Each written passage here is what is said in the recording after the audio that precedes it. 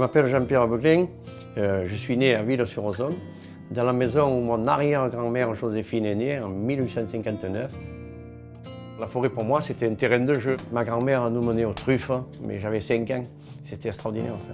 Et on allait aux champignons, elle nous menait chercher les nids d'oiseaux, de geais, de pies, de merles. Je découvrais la nature, je découvrais plein de choses, c'était des bons moments. Alors le Ventoux, dans les années 1850, était complètement nu. Les gens coupaient le bois à outrance parce qu'il fallait se chauffer. On coupait du bois pour les bateaux. Il y avait beaucoup de troupeaux dans le Mont Ventoux et les arbres n'avaient plus la possibilité de repousser. C'était mangé au fur et à mesure. Alors c'était très important de reboiser le Ventoux parce que quand il y avait les gros orages, ça emportait tout. Je crois que c'est en 1850 qu'il y a eu un gros orage et la Combe d'Acano avait coulé tellement fort que ça avait failli emporter le village de Flassan parce qu'il n'y avait plus d'arbres nulle part. Mes petits-enfants savent, parce que je leur expliquais tout ça, que leur arrière-arrière-grand-père, Auguste Marcelin, a reforesté le Ventoux Nord.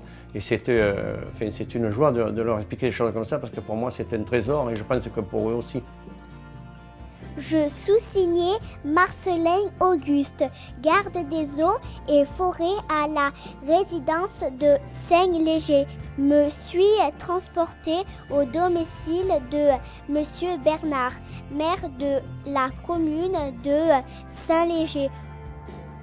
Pour moi, ça a été un pionnier parce que c'est le tout début de la reforestation du Mont Ventoux. Il s'occupait de planter des graines de pin, de sapin. Et quand ça poussait, après les ouvriers allaient les replanter dans le Ventoux. Le reboisement du Ventoux a pris des années, c'est pas quelque chose qui s'est fait rapidement parce que quand même c'était un travail de galérien, donc ça a duré des années.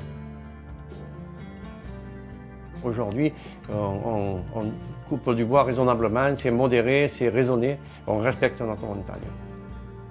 Et c'est très important, il faut que nos enfants, nos petits-enfants le sachent, que si on ne respecte pas notre forêt, si on ne l'entretient pas comme il faut, on va à la catastrophe.